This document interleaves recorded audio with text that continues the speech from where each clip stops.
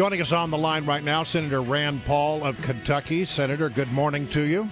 Good morning, guys. Glad to be with you. Well, it's good to have you on the show. Listen, I want to start right off with this. New Jersey Governor Chris Christie, he's giving a speech in Aspen, Colorado. He talked about libertarians, and he talked about you specifically. This strain of libertarianism that's going through both parties right now and making big headlines, I think is a very dangerous thought. Senator Rand Paul, for example? Well, listen, you can name any number of people who've engaged in it, and he's one of them. So is there anything you'd like to say to the governor of New Jersey, given what he has just said? Doesn't he have problems in his own state without bashing other Republicans? I mean, look, Republicans in the Northeast have virtually become endangered species.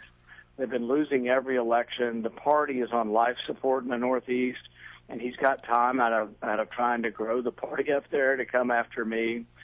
The other point I would make is that what I think is really dangerous, and this is a dangerous thought, is people who really are flippant about privacy, flippant about the Bill of Rights, and think it really doesn't matter, whether you get a trial by a jury before they lock you up.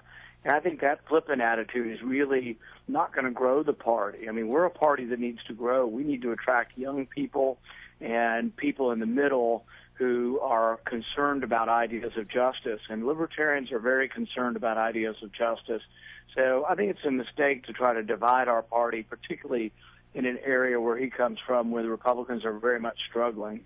Senator Paul, I know that you're participating in a D.C. school choice forum today, and recently you spoke at Howard University, of course, one of the foremost black colleges in America. You talk about opening up the Republican message to new and young audiences. How does your position on school choice, especially here in the district, how does that translate to opening up possibly the libertarian ideas that you hold within the Republican Party to an African-American audience, an audience that really has been hostile to the Republican Party? Or some would argue the Republican Party has been hostile to that African-American audience. Well, the thing about school choice and it being a Republican issue and the Democrats opposing us on this is that Republicans are in favor of trying to fix the educational system. If you look at unemployment in our country, if you only graduate from high school or less, it's 25% unemployment right now. If you graduate from college, it's about 4%. So education is the key to this. But our public schools, and particularly our public schools in the cities, are letting us down. But the Democrats have been beholden to the status quo and to the educational establishment. They don't want to allow innovation. And so these charter schools, I think, are nothing short of a miracle. I was in Nashville yesterday and had a meeting, also a similar roundtable on school choice. We met at a charter school.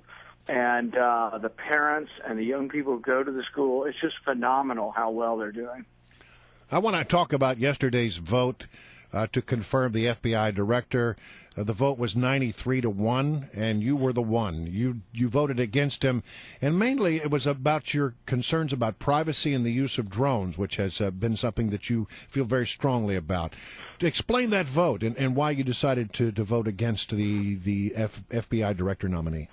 I wanted to send a signal on drones. It wasn't so much about the individual for the office. I had nothing personally against him. However, I've been bugging them for over a month to get some information about, they said they're doing drone surveillance, which was a surprise to most of us in Congress because we frankly weren't told or asked whether they could do drone surveillance. So I finally got some answers, and then I had one more question, which I sent last week, was they say they're not using warrants, and that kind of concerns me. They're just doing surveillance without warrants. And they said they would get a warrant when someone has a reasonable expectation of privacy.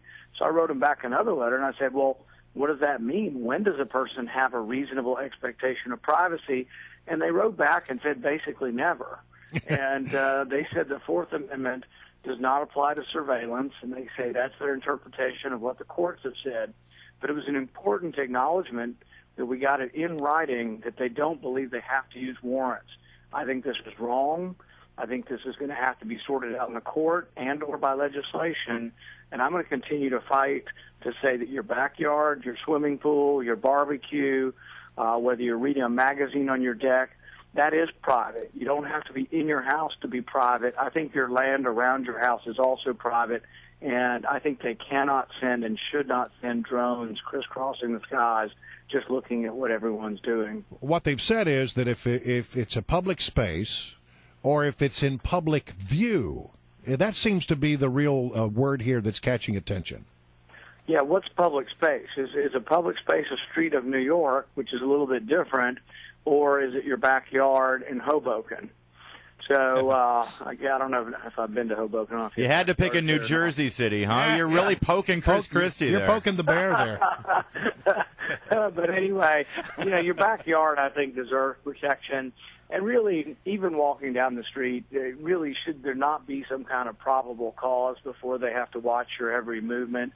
I want them to use, technology to go after people who are, committing crimes. Like the one instance they said is they used a drone to get information on the boy that was kidnapped and held underground by that man.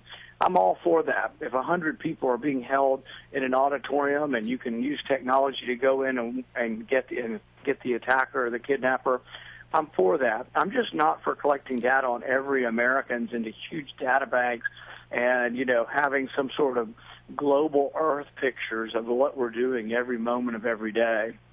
Senator Paul, in 2009, when the president was selling Obamacare to the country, he said that it would not increase the deficit by a dime. We now know that the CBO has redone their forecast, and it will increase the deficit. He also said that if you like your doctor, you can keep it. We now know, of course, that that's not true. We also were sold in the idea that it would reduce premiums for those of us who have private insurance. We now know that premiums have gone up. Given the fact that it's obvious now that Obamacare was sold to us with a whole laundry list of falsehoods, are you going to stand with your colleague Mike Lee and hold up any congressional proceedings with regard to a continuing resolution in exchange for defunding Obamacare? I was elected to defund Obamacare. I was part of that wave in 2010 that the Tea Party got motivated, and their number one issue at that time was defunding and stopping Obamacare. Obamacare is a disaster for the country, and Republicans should rally with Mike Lee to do everything we can to stop it. Everything, even a government shutdown? Well, the thing is I think it's a mistake to put it in those terms. The people putting in those terms are many Republicans who already have surrendered and don't want to do this at all. What I say is we should use every bit of leverage we have in controlling the House of Representatives to try to force Democrats to the negotiating table. But none of that means shut down. I don't want to shut down the government. I think it's not a good idea to shut down the government. I don't advocate it. What I advocate is using our leverage to try to either defund Obamacare or stop some of the worst parts of it. The president's already stopping half of it. He's stopping the employer mandate himself.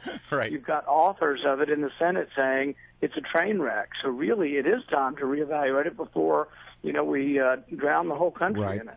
Well, listen, again, good luck on your school choice forum today with a bunch of other senators. The topic is success for our children. We appreciate you joining us here on Mornings on the Mall. Thanks, guys. Thanks, Senator.